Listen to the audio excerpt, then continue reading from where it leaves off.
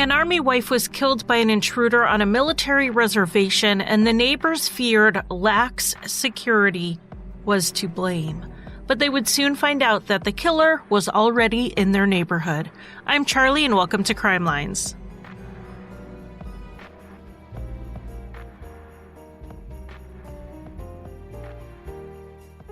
Welcome to the 12th day, the final day of the 12 days of Crime Lines. I had such a great response to this on social media that I'm already planning to repeat it next year. I'm just going to start a little earlier than mid-October to start working on it because it really was tricky trying to fit in all the extra work while still releasing my regular episodes. This is also the final episode for 2021, except for Patreon bonus episodes, which are coming, and the next week's Q&A. If you have any questions or topics you want to hear about, you still have time to send those in because I'm not recording until Thursday, which is December 23rd. So let's go ahead and get into today's episode. This case starts when Catherine Plotz met Michael Walker in upstate New York. She had grown up there in the Albany area, and he was from Bennington, Vermont, which isn't that far away. He was living in New York at the time, and they met through friends. They had a pretty normal progression of their relationship, and the two married in May of 2003 in Albany. Mike was in the Army and he worked as a medic, so that meant after marriage, they moved multiple times, which isn't something that Kathy minded. She actually liked living in different parts of the country. They were members of the Church of Jesus Christ of Latter-day Saints, which is commonly known as the Mormon Church. So one of the hardest things about moving a lot, which is making new friends and connections, ended up not really being a problem for them. They would jump into any new area, and between the military and the church, they were able to quickly make friends. In July 2013, they moved to their fourth state in their 10 years of marriage when Mike was sent to work at the Tripler Medical Center ER, and they ended up living at the Aliamanu Military Reservation, which is northwest of Honolulu, Hawaii. Kathy and Mike, like they had before, jumped right into activities at the church where they both became involved in the youth group at the LDS church they were attending. Mike helped with the Boy Scouts and Kathy was the young women's leader. So the church runs their male and female youth groups separately. They do overlapping activities sometimes, but they are two separate organizations. Being the young women's leader meant Kathy was over the whole of the girls program, which runs ages 12 through 18. And when Mike had time off the ER, he would also volunteer at the church with Kathy, helping her with whatever she was doing, as well as his work with the Boy Scouts. I know when people hear LDS or Mormon, they assume the family must have a bunch of kids. Kathy and Mike actually had no children, but that was not by choice. Between issues with infertility and then miscarriages, they spent years trying to have a baby. And as Kathy was in her late 30s, they decided it was time to try in vitro, figuring out what doctor to use and how to pay for it. But they never got the chance to even try. It was Saturday morning, November 15th, 2014, when Mike came home from his overnight shift at the ER. It was around 6:30 in the morning. Within moments, he was on the phone with 911 making a panicked call for help. Mike told the dispatcher that he had come home from work and went upstairs to his and Kathy's bedroom where he found Kathy on the bedroom floor and blood everywhere. On this call, Mike was crying as he explained that he found Kathy with all that blood around her, a knife near her hand, and when he checked for a pulse, he couldn't find one and she felt cold. Kathy Walker was only 38 years old. Because the couple lived on the military reservation, the Army Crime Investigation Division, known as CID, was the initial investigating agency. The first officer on the scene, Officer Partridge, had misunderstood what she was responding to, or it was miscommunicated to her. She thought it was a DUI call for some reason. She rang the doorbell and knocked on the door for a good minute and a half before she heard someone call, I'm here, and then the sound of someone coming down the stairs. Mike Walker opened the front door, which was locked, and let her inside. Mike was already on his phone with someone from his unit's command. He led Officer Partridge up the stairs to the main bedroom. Now, Officer Partridge looked in the room, saw Kathy's body, all that blood, and told Mike, go back downstairs and out of the house. She did not walk into the room, and she was doing what you're supposed to do, back out of the scene until it can be documented and processed. Mike agreed to go downstairs, but he didn't want to go outside. He said something about being more comfortable sitting on the couch. So he sat in the living room while Officer Partridge asked him for some basic information. Mike was in a lot of distress. He was rocking back and forth as they talked. Mike told her that he attempted CPR, but there was no blood on him, so it seemed unlikely that he had done that. Officer Partridge then asked Mike if he could get Kathy's ID so that she could be positively identified. Mike went to her purse to get the ID out, and surprisingly, it had a smear of blood on it. Mike was then asked, or rather ordered at this point, to step outside on the porch so that the scene could be fully processed. Around this time, support was arriving for Mike, like his chaplain. Mike told the chaplain that Kathy had been depressed recently, primarily over their issues with infertility. Beyond that, he said when he left for work the night before, he saw her staring out the bedroom window, which was odd and unnerving to him.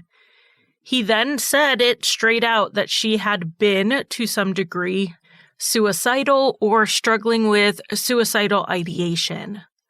While Mike was on the porch talking to his chaplain, the Honolulu police showed up. They also wanted to ask Mike some questions as well. Mike mentioned that he and Kathy had an argument right before he left for work the day before. The argument was minor, it was about food, and then Mike left. So basically what he's saying is Kathy was definitely upset when he went to work, and she had this moment of just looking off into the distance out the window. Mike was then taken to the CID office for a formal recorded interview while the investigators finished processing the scene. One of the first things Mike was asked for when they got to the office was consent to search. While the house was a crime scene and they could search it as part of it being a crime scene, they still needed a search warrant to search beyond just what was directly connected to the crime. We've seen this come up in other cases. If you want one case in particular, go back and listen to the Tommy Ziegler case. We get into it a little bit there too. Now, they also wanted to have a look at Mike Walker's cell phone. Mike signed the consent to search forms, and he even gave his cell phone passcode over when he was asked for it. He was upset and crying, but importantly for the investigation, he was also cooperating. They also took Mike's clothing, fingernail scrapings, and his fingerprints. Even though it would turn out that Mike had an airtight alibi, they would still need the fingerprints to rule out the ones in the house that were his. He lived there, so you could expect his prints to be on just about everything. All of this took around 50 minutes, and then an agent, Mitchell, started with the questioning. Mike provided his alibi, that one I mentioned was airtight. He was at work at an ER all night, and he could be vouched for from 6 p.m. until 6 a.m. He said he didn't know anyone who would have wanted to kill Kathy, but he did mention they had an incident 5 days before Kathy was killed. Their car had been broken into and Mike's wallet had been stolen. Kathy was a little on edge about their security after that happened. Agent Mitchell continued for the first 30 minutes or so, getting all these basic questions covered. Then he asked Mike straight out if he had any extramarital relationships. And Mike, without any further prodding, fessed up to it. He first said he had affairs with a couple of people, but later admitted it was more than a couple. Mike explained that these relationships were sexual only. He was meeting up with random people he found on Craigslist, and he did this for pretty much the entire time they lived in Hawaii. Mike admitted he had some of those people over to the home at times Kathy was out of town. The very day of the murder, he did meet up with a man from Craigslist for sex, but not at the house. Mike even admitted that some of the men he slept with would pay him for sex. He was asked why he took payment, and he essentially said, "Why not? It was a way to get money."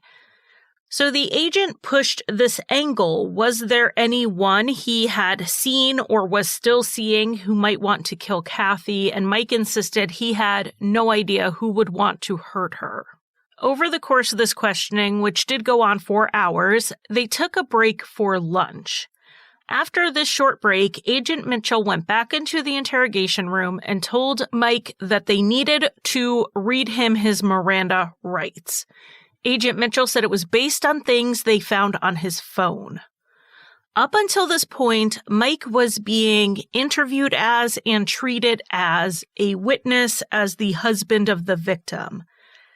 Now, with some of the admissions he was making, he was enough of a suspect that he needed to be read his rights. And in response, Mike asked for a lawyer. But the agent continued to question him without calling his lawyer. Mike was asked more about his relationships, and then he was asked why his bloody fingerprint was found on the murder weapon. Mike's fingerprint was not found on the knife, but the police are allowed to lie to people. Pressure was being put on Mike, clearly, trying to rattle him. At this point, they likely didn't know how solid his alibi was.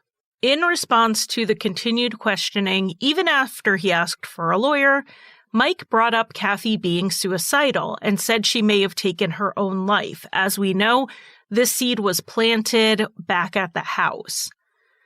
But the investigators knew that this was not what happened and could not have been what happened. The scene wasn't even staged to look like a suicide, so the suggestion was immediately dismissed. For one thing, the wounds were impossible to be self-inflicted. The autopsy would show that Kathy died from multiple stab wounds to the neck and the torso.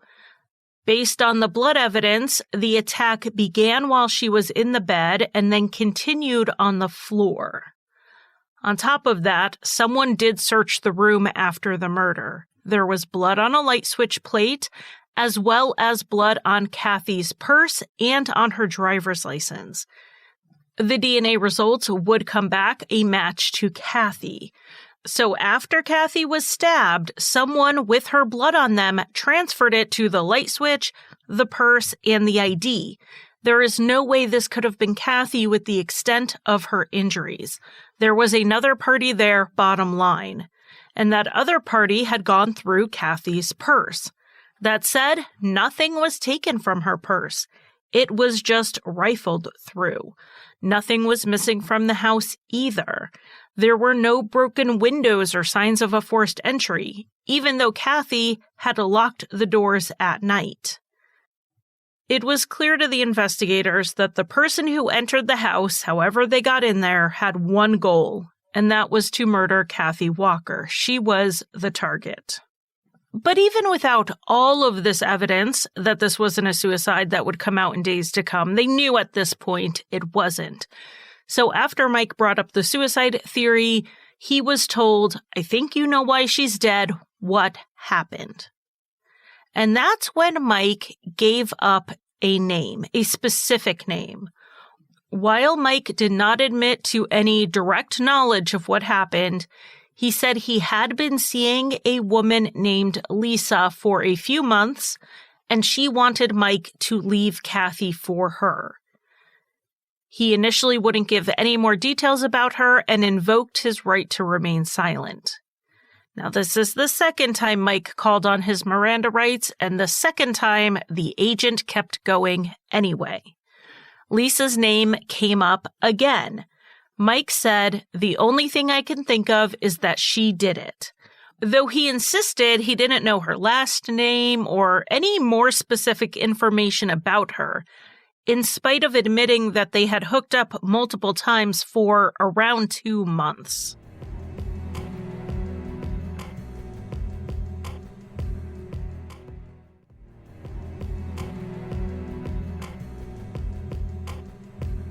So Agent Mitchell kept the conversation going, and by keeping a conversation going, I'm going to say he launched into these very long monologues.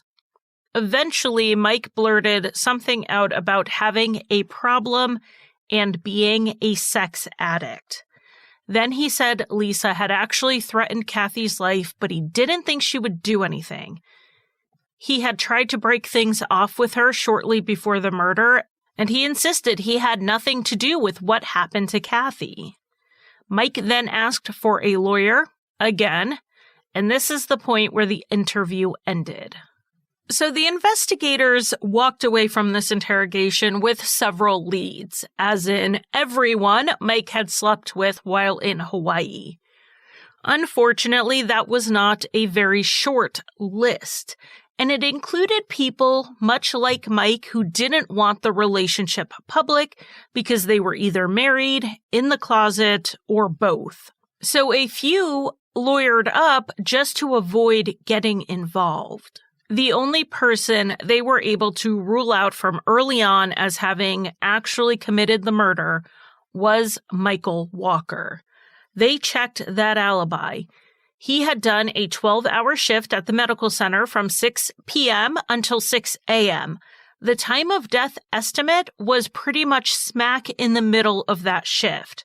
There was simply no way he could have left long enough to kill Kathy and get back completely unnoticed. It was simply impossible.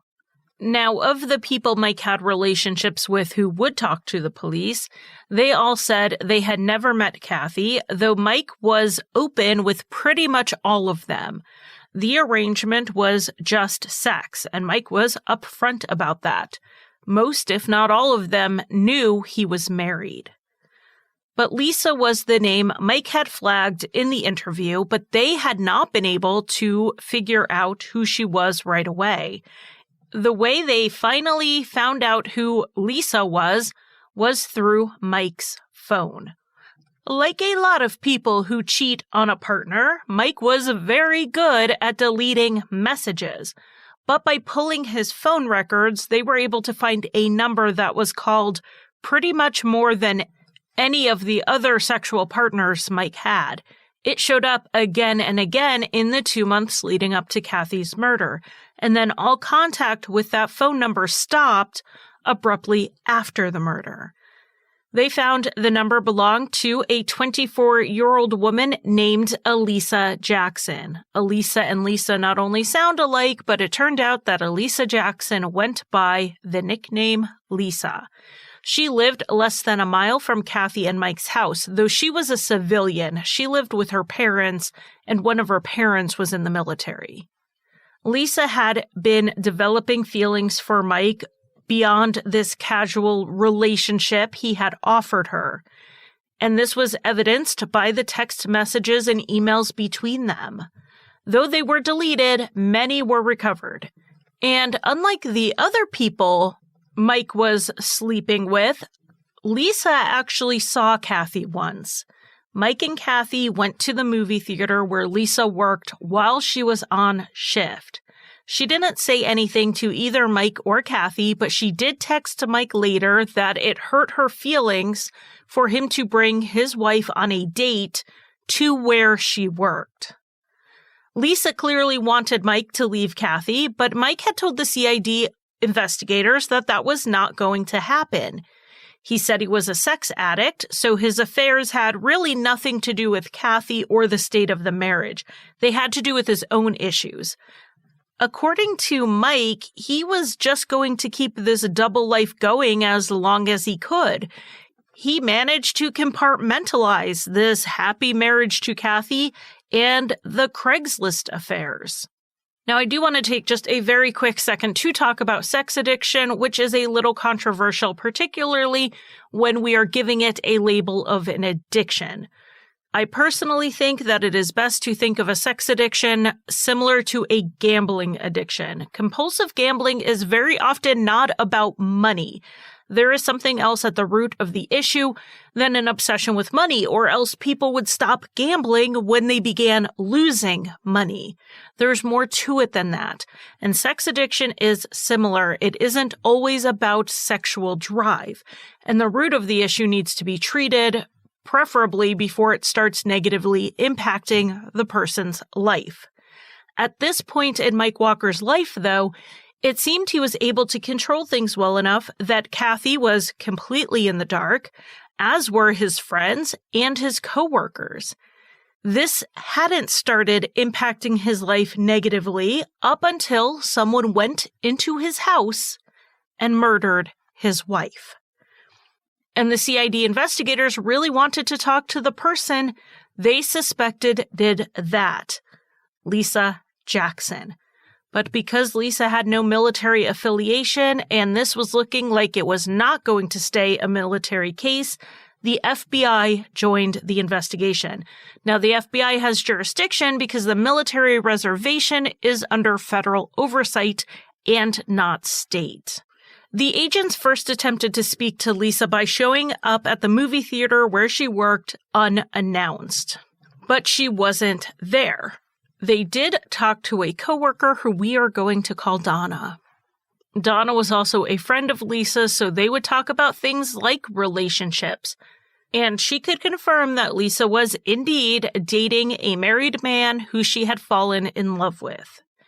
The investigators asked Donna about Lisa's movements on the weekend of Kathy's murder. As for the day of the killing, Donna hadn't seen Lisa, but she did see her the next day. Both Lisa and Donna were scheduled to open the theater, and prior to opening, as they were doing their various tasks, Lisa was clearly upset. She was wringing her hands, she was pacing around, and she was muttering things about how she had hurt somebody, she did it for him, and he loves me, things like that. Now, Donna wasn't entirely sure what Lisa was talking about, and in fact, she assumed Lisa meant that she had hurt someone's feelings, not that she was saying she actually hurt anyone physically. So as Lisa cried about hurting someone, Donna tried to comfort her, saying the things you would say, like how she was sure the other person would eventually get over it. Now, these words of consolation didn't work, of course, and Lisa went to speak with the manager before she left work early, and that was the last time Lisa was at work. The FBI agents then reached out to Lisa's parents, who Lisa lived with as far as they knew. The parents told them that Lisa wasn't living there anymore. She had moved to Indianapolis, Indiana to stay with family. This was quite an abrupt move from Hawaii all the way to Indiana. But at least the authorities knew where she was. Yes, Lisa had left Honolulu, she had left Hawaii, but she wasn't exactly on the run either. They were able to put a tail on Lisa in Indiana while they were pulling her phone records and continued their investigation. Though Lisa and Mike had both deleted hundreds of texts and emails between them, they were able to largely be recovered. And they showed that, contrary to Mike's story, the relationship appeared to be mutual. In these text messages exchanged up to the day of the murder, there was no indication in any of them that Mike was trying to get away from Lisa. It was quite the opposite. Mike sent a message saying he wanted to be with Lisa and someone was in the way. Now, it's not hard to figure out that the someone was Mike's wife, Kathy. That message was barely coded, but there were other texts that seemed to be in some sort of light code that they did not have obvious context for. The one that would become the most relevant here, though, was where Mike referred to his, quote, deepest desire. There was nothing in the texts or emails between the two spelling out what that desire was. So the conversation around this deepest desire must have happened in person or on the phone. And the investigators very much wanted to know what this referred to. It did take some time, months in fact, but in April 2015, 5 months after the murder, the federal grand jury returned with an indictment for Lisa Jackson. Grand jury proceedings are sealed, but it was reported that Lisa's parents were called to testify. The authorities had enough to arrest Lisa Jackson, who was still in Indiana, and they charged her with Kathy's murder. The hope was that after the arrest, she would talk to them and would let them know what, if any, role Mike Walker played in this. Because they solidly suspected him at this time, because it wasn't just texts with Lisa they recovered. They also pulled ones with other sexual partners, and in one text, Mike said he was bisexual and his wife didn't know, and that he wanted to be free to live life how he wanted. Now, that's a far cry from Mike saying he was happy with his wife and keeping these two lives separate. He is saying to another person he wanted to be free. So while they suspected Lisa Jackson was the one who carried out the murder, they suspected it was at Mike Walker's request. Now, fortunately for this investigation, Lisa Jackson did talk to the investigators. She had a lot to say. I mean, she was probably a little hesitant at first, but then they showed her where. In that initial interview with Mike, where he called her a psycho who wouldn't leave him alone. That seemed to warm Lisa up to this conversation. So Lisa told the investigators the background on her relationship with Mike Walker and how she had fallen in love with him in a large part because he accepted and understood her. Early on in their relationship, Lisa confided to Mike that she dealt with severe mental illness, including psychosis. She had been on medication, but when her medical insurance lapsed, she could no longer afford her antipsychotic medications. There are programs here in the U.S. that can help people afford their medication in instances like this. Now, they're not always a guarantee, and they can be difficult to access for someone who is, like Lisa, going without medications that prevent things like psychosis. Lisa had even told Mike that during these few months they were together, she was hearing voices. And as Lisa confided in him, Mike Walker also confided in her. She said that about 2 weeks after they had met, Mike told her that his deepest desire was for Kathy to be gone. He went on to say that he couldn't divorce Kathy because 1, it was frowned on in his religion, and 2, he couldn't afford it. But if Kathy died, he would get $400,000 in life insurance, money that would go a long way to security for Mike and, by extension, Lisa, who believed that they would be together if it wasn't for Kathy. During that conversation, the idea of Kathy dying in a staged robbery came up. Later, there was a discussion of making Kathy drink something to poison her. So this conversation of Mike wanting his wife gone wasn't a one-time thing. It continued for the 2 months from when they met until Kathy was dead. To show that Mike was the one in control here, the investigators had an email from Lisa to Mike, essentially saying she needed his permission to go forward. On November 4th, Mike sent Lisa an email that read, "You have my permission, the sooner the better." And here Lisa is confirming to the authorities that these emails are referring to a planned murder. Lisa decided to try on November 11th or 12th to kill Kathy, but when she got to the house, the doors and windows were all locked. Kathy was worried about security after the break-in of the car and had made doubly sure everything was locked up. The next day, when the murder didn't happen, Mike sent a text to Lisa that said, "I need my desire taken care of soon. I'm going crazy." Lisa replied, "I know, Daddy Cakes," because Daddy Cakes was the nickname she called him. She told him that she ran into a, quote, access problem, and Mike replied that he could help with that.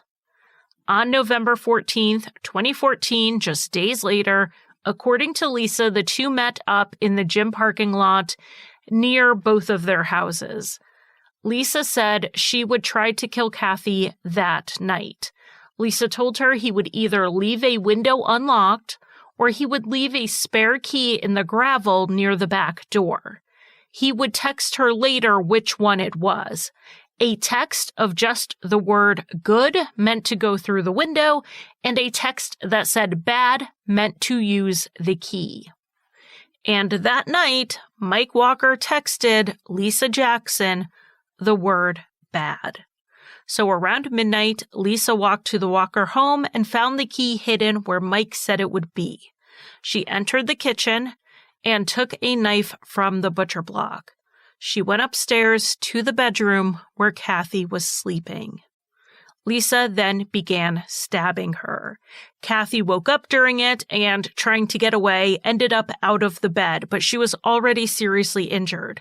So Lisa pretty easily managed to get Kathy on the floor. Lisa said she felt remorse even as she was stabbing Kathy and asked Kathy, "Do you forgive me?" According to Lisa, Kathy said yes before she lost consciousness. Lisa said she stayed in the house for another 30 minutes. She wanted to make sure Kathy was dead. While she was there, she turned on the light and went through Kathy's purse to check for her ID because she wanted to be sure she killed the right person. That's how the blood got on the light switch, the purse, and the ID. Lisa also confirmed that they timed the murder plans for when Mike had that airtight alibi. Lisa's story matched the evidence at the scene perfectly, as well as made sense of the email and text communication the agents already pulled. Lisa's confession was incredibly valuable. I am going to interject something right here. Religious reasons were cited as for a reason why Mike claimed he couldn't get a divorce, but I personally do not buy it. Divorce is definitely not favored in the LDS Church, short of adultery or abuse, but Mike said he wanted to be out of his marriage so he could live his life the way he wanted. And the way he wanted also was not in line with the church's teachings either. Engaging in sex work and casual sex would have been worse than divorce in the eyes of the church. If he planned to just live his life the way he wanted, what difference would a divorce make? It would only matter in the eyes of the church if he intended to stay in the church, which is definitely not what he seemed keen on doing. So personally, I think the real motive was 100% money. Not only did he not want to split everything 50-50 in a divorce, he would walk away with everything plus $400,000 in life insurance, which was more wealth than the couple currently had. The stigma of divorce just does not ring true to me as a motive here. But a motive and Lisa's statement were not all the authorities would need to get an indictment against Michael Walker.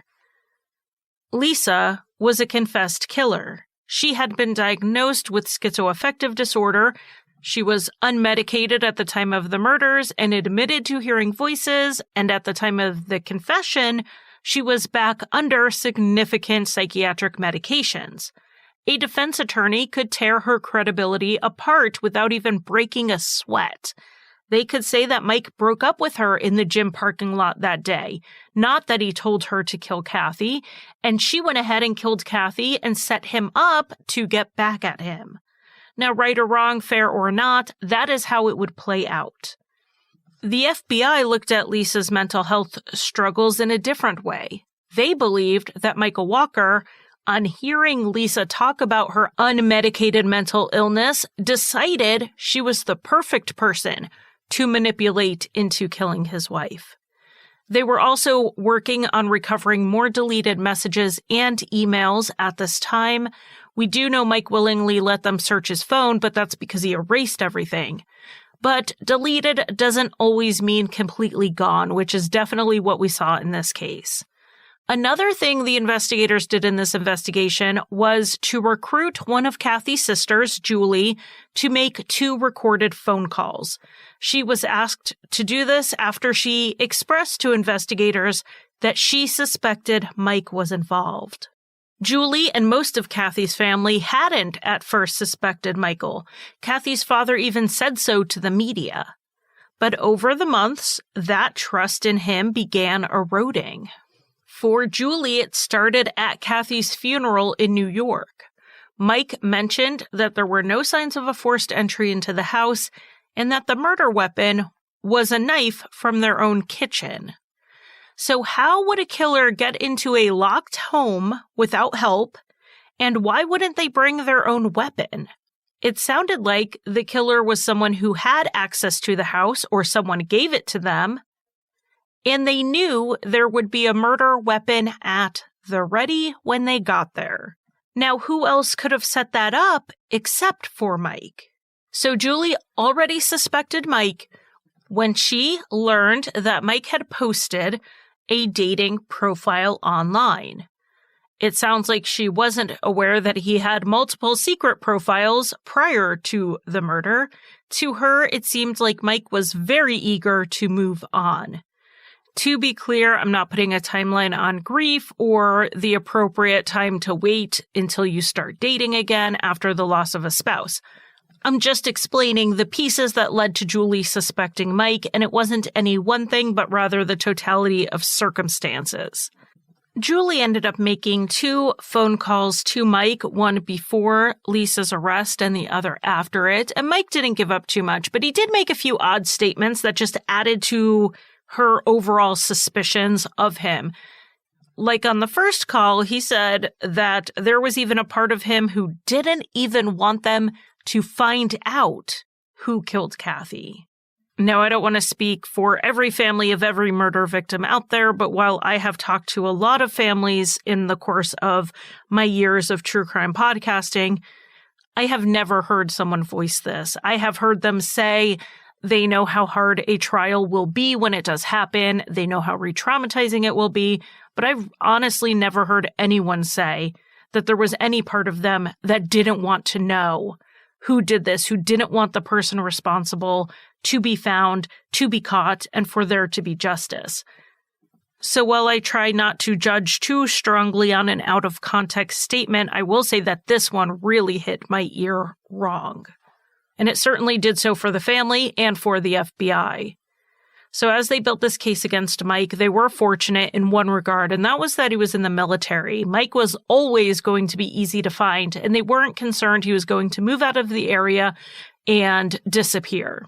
It was in November 2015, a year after the murder, that the grand jury indictment was handed down against Michael Walker. He was arrested for murder in the first degree and conspiracy to commit murder in the first degree. Friends who had supported Mike through the loss of his wife felt incredibly betrayed at this arrest, and when more and more information that led to it came out. Then, just a month after Mike's arrest, Lisa Jackson pleaded guilty to second-degree murder. In exchange for her testimony against Mike, the prosecution would recommend she get 30 to 33 years in prison.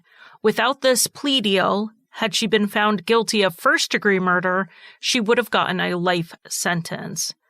And the prosecution would have really benefited from Lisa's testimony because she could give context to those vague text messages and emails. That is something only Lisa could provide. They weren't going to hold her sentencing hearing until after Michael Walker's trial, which was planned for the following year. And Mike did go to trial the following year, but not for Kathy's murder. Pre-trial motions delayed that trial, but other crimes had been uncovered during the investigation.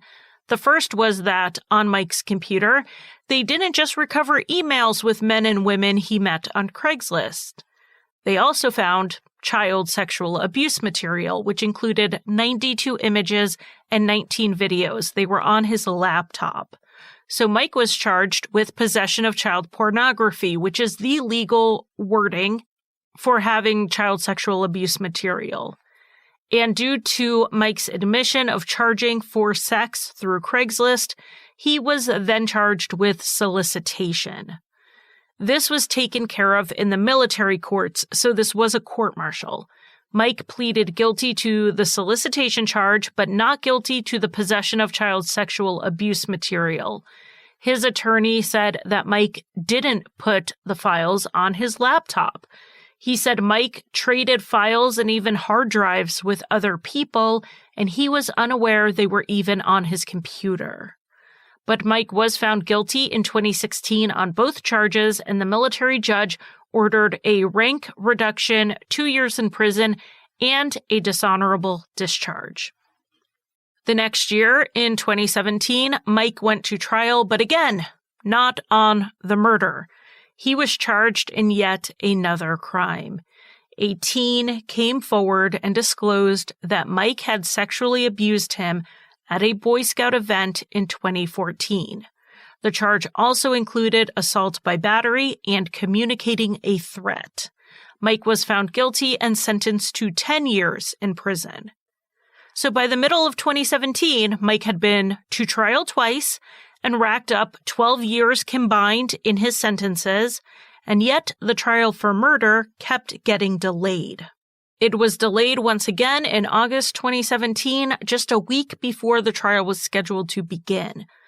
This was a pretty big reason to delay the trial. It had to do with the admissibility of Mike's interview on the day he found Kathy's body. This was the interview with Mike where he asked for a lawyer and the agent kept questioning him. And then Mike said he didn't want to talk and the agent kept going.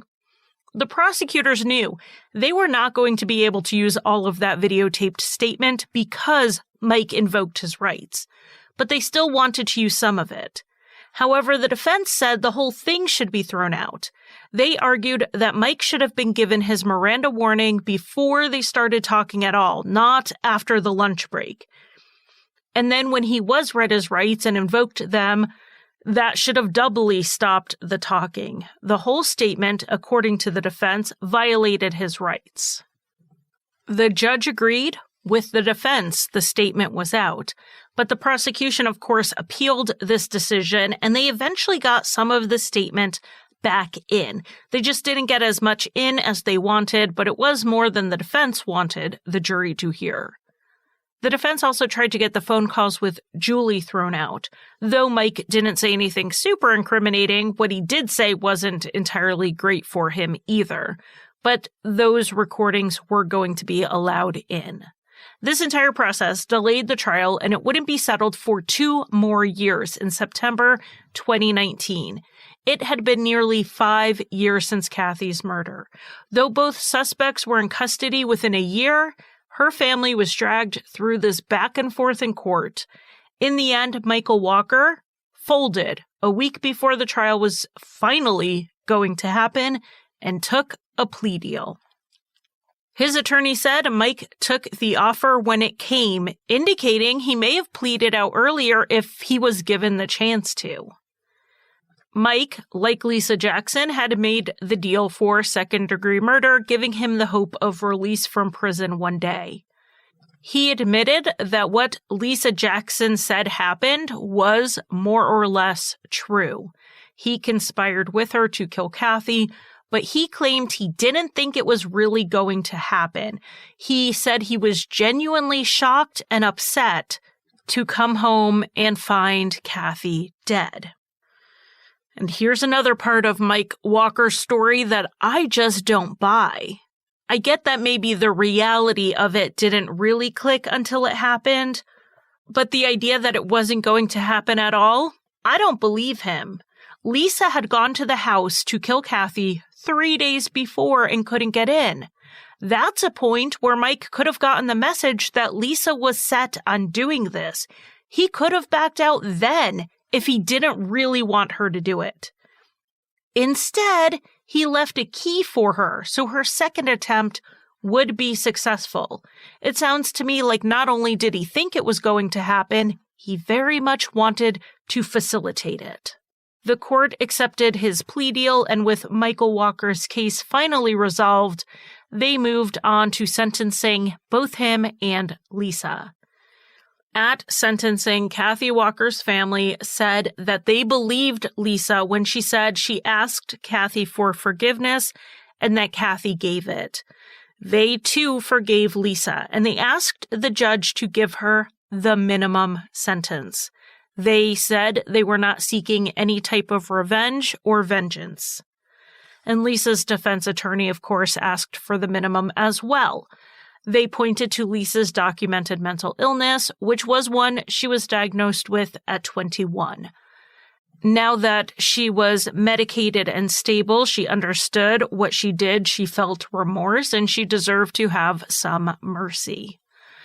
The judge then sentenced Lisa Jackson to 30 years in prison. According to the federal inmate lookup, she is scheduled for release in November 2040.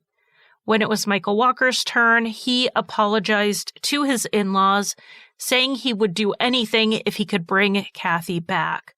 Of course, his chance to act and prevent Kathy's death had long since passed, but Kathy's family still expressed forgiveness towards him. The U.S. attorney asked for 30 to 33 years, which was the same as they asked for Lisa Jackson, and Mike's defense asked for 24 to 30 years. The judge told Mike that Lisa may have wielded the knife, but he was the one in control. He knew that she was mentally ill, and he used that. Lisa did what she did because he told her to. The judge then handed down a 35-year sentence, which was longer than the prosecution asked for, and 5 years longer than Lisa's sentence. This sentence was a statement as to who was more culpable in the court's eyes. The U.S. attorney said after the sentencing that Michael Walker and Lisa Jackson were held accountable for their actions, and that the hearing brought this tragedy to a close. And for the U.S. attorney, I am sure that was true. He turned his attention to the next case, the next family, the next pursuit of justice. But for Kathy Walker's family, for Michael and Lisa's families, for the friends who felt grief and then betrayal, let's just say that closure isn't a word that families and friends of victims and of perpetrators throw around so easily. For them, it will never really be over. But reaching the point where you can forgive is sometimes going to just have to be enough.